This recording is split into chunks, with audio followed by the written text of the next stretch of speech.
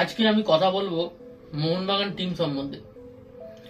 হঠাৎ করে কি এমন পরিবর্তন হলো যেখানে মোহনবাগান টিমটা এতটা পরিবর্তন হয়ে গেল। ডুরান্ড কাপে মোহনবাগান ফাইনাল ম্যাচে যেখানে হেরেছিল, আইএসএল এর প্রথম দুটো ম্যাচ মোহনবাগান কিন্তু ভালো শুরু করতে পারেনি। প্রথম ম্যাচে মুম্বাই সিটি এফসির সঙ্গে 2-2 ড্র করলো, তারপরে নর্থ ইস্টকে হারালো, কিন্তু বেঙ্গালুরু এফসির কাছে গিয়ে কিন্তু মোহনবাগান 3-0 গোলে হেরে গেল। তারপর থেকে মোহনবাগান টিমের যেই চেঞ্জ, তার পেছনে আসল রহস্যটা আমি আজকে আপনাদের সামনে বলবো, যেটা আমার মনে হয়েছে। হোসে মলিনা কিন্তু অনেক বড় কোচ। এর আগে মলিনা যখন এটিকে চ্যাম্পিয়ন করেছিল, সেখানে আপনারা দেখতে পাবেন যে মলিনা কিন্তু ডিফেন্সটাকে মেনলি স্ট্রং দিত, ডিফেন্সটা স্ট্রং রেখে কিন্তু আক্রমণে যেত। সেখানে কিন্তু সেবারে এটিকে কিন্তু খুব কম গোল খেয়েছিল। এবারে যখন আইএসএল শুরু হলো, আমরা অনেকেই মলিনাকে অনেক অনেক কথা বলেছিলাম যে ওটা এটিকে, এটা মোহনবাগান, অনেক পার্থক্য আছে, এত বড় একটা টিমের দায়িত্ব নিয়েছে, ঠিক করে সামলাতে পারবে তো। মলিনা কিন্তু আস্তে আস্তে নিজেকে প্রমাণ করছে, আর তিনি বুঝিয়ে দিচ্ছে যে তিনি একজন যোগ্য প্রশিক্ষক এই দলটার জন্য। আপনারা দেখতে পাবেন সব থেকে প্রথম যে মলিনা যেটি করেছে, লাস্টের কয়েকটি ম্যাচ ধরে কিন্তু মোহনবাগান কিন্তু একই টিম খেলিয়ে গেছে। আমরা মোহামেডান স্পোর্টিং ম্যাচ থেকে যদি ধরি, সেখান থেকেই কিন্তু মোহনবাগানের কামব্যাকটা আসলে শুরু হয়েছে। তারা কিন্তু সেই ম্যাচে 2-0 গোলে ম্যাচটি জিতেছিল, আর জেমি ম্যাকলারেনের প্রত্যাবর্তন হয়েছিল সেই ম্যাচে, এবং সেই ম্যাচে গোলও করেছিল। অনেক গোল করতেও পারতো মোহনবাগান, কিন্তু মিস করেছে। এটা মিসটা খেলার অঙ্গ। কিন্তু হোসে মলিনার যে ট্যাকটিক্স, যে ডিফেন্সটা স্ট্রং রেখে আক্রমণে যাওয়া, সেটি কিন্তু তার প্রথম কিন্তু প্রমাণ পাওয়া গেছে মোহামেডান স্পোর্টিং ম্যাচে।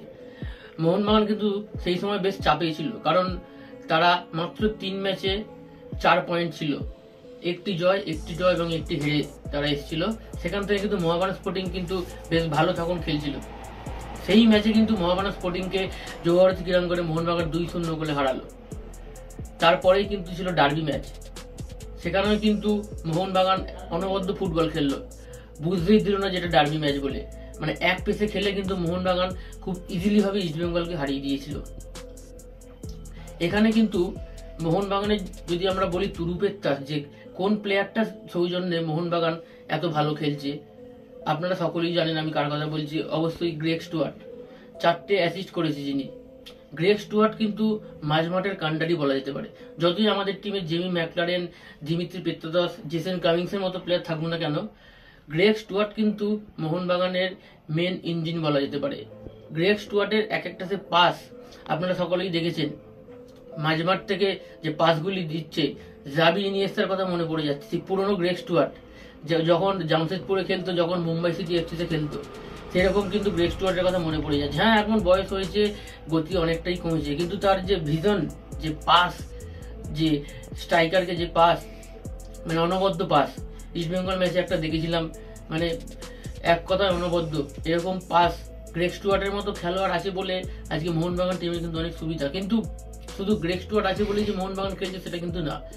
জেমি ম্যাকলারেন কিন্তু ঠিক টাইমে নিজেকে প্রমাণ করেছে যে তিনি কত বড় মাপের একজন ফুটবলার। দিমিত্রি পেত্রাদাস কিন্তু গোল পাচ্ছে না ঠিকই, কিন্তু তিনি যে ওয়ার্কলোড নিচ্ছে প্রতি ম্যাচে, তিনি যে চেষ্টাটা করছে, তার জন্য তাকে কৃতিত্ব দিতে হয়।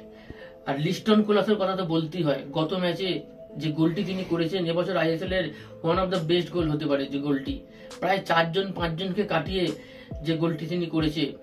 অপরদিকে মানবীর সিং, নিচে যদি দীপেন্দুর কথা বলতে হয়, একজন তরুণ তুর্কি, দীপেন্দু অনবদ্য খেলছে। সুভাশিস বোস ক্যাপ্টেন হয়েও দলকে নেতৃত্ব দিচ্ছে, উপরে এসে গোল করছে।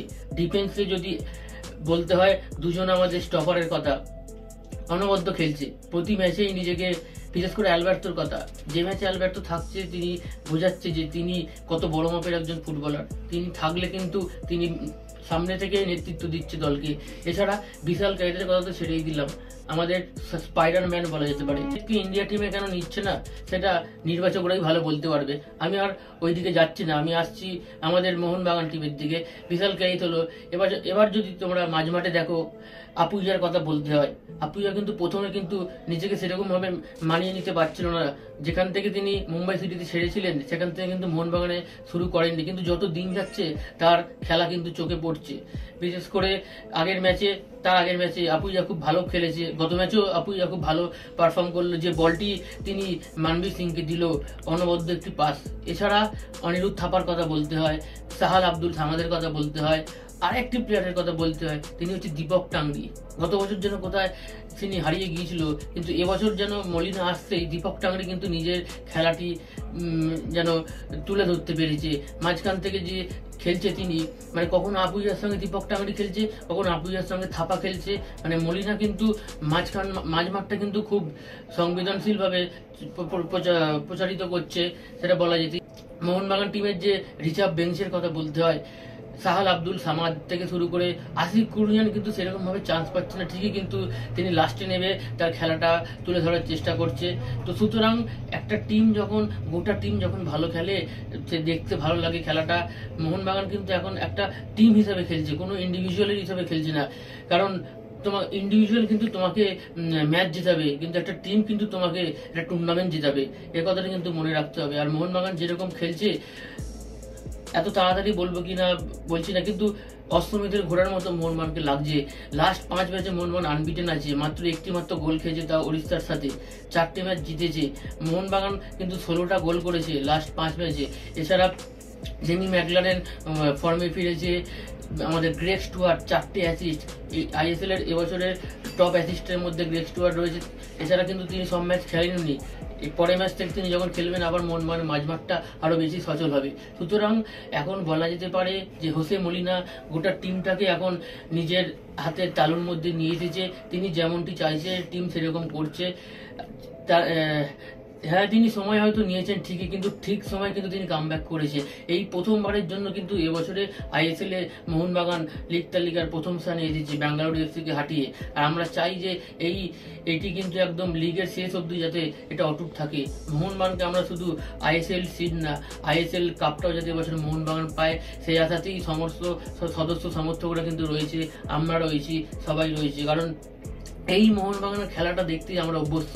এত কোটি টাকার টিম, এত হাই বাজেটের টিম, সবাই বলছিল মোহনবাগান কিন্তু তার নামের প্রতি কিন্তু সুবিচার করতে পারছে না, কিন্তু যত দিন যাচ্ছে মোহনবাগান দেখাচ্ছে যে কেন মোহনবাগান এত ভয়ঙ্কর। প্রতিপক্ষরা কিন্তু মোহনবাগানকে তার ফার্স্ট 11-এর জন্য না, তার রিজার্ভ বেঞ্চের জন্য কিন্তু ভয় পাচ্ছে। কারণ আপনি দেখুন, যখন সাবস্টিটিউশন হচ্ছে, অনিরুদ্ধ থাপা উঠছে, সাহাল আব্দুল সামাদ নামছে, মানে একদম এন্ড টু এন্ড সাবস্টিটিউশন যাকে বলা হয় আর কি। মোহনবাগানের কিন্তু প্রতিটা প্লেয়ার কিন্তু এখন নিজেদের সেরা ছন্দে রয়েছে। আশা করছি মোহনবাগান কিন্তু আগামী দিনে আরো ভালো খেলবে, আর এই খেলাটাই অব্যাহত রাখবে আগামী দিনগুলোতেও। আর মোহনবাগানকে কিন্তু আমরা আইএসএল সিল্ড এবং আই লিগ কাপ এই দুটোই কিন্তু আমরা দেখতে চাই। কারণ গত বছর কিন্তু একটি মিস হয়ে গিয়েছিল, এবছর কিন্তু 16 পারা পূর্ণ করতে হবে। কারণ ডুরান্ড কাপে আমরা যেহেতু ফাইনালে হেরে গেছি, আমরা চাই হোসে মলিনা আমাদের আইএসএল সিল্ড এবং আইএসএল কাপ এই দুটোই কিন্তু যাতে দিতে পারে। তো আজকের ভিডিওটা এরকমই ভিডিও ছিল, মোহনবাগানকে নিয়ে কিছু ভিডিও ছিল। কারণ মোহনবাগান টিমের যে এই চেঞ্জেসটা লক্ষ্য করেছি, আমি যে পয়েন্টগুলো আপনাদের বললাম, এই পয়েন্টগুলোর সঙ্গে যদি আপনারা একমত হন তাহলে ভিডিওটিতে কমেন্ট করতে পারেন।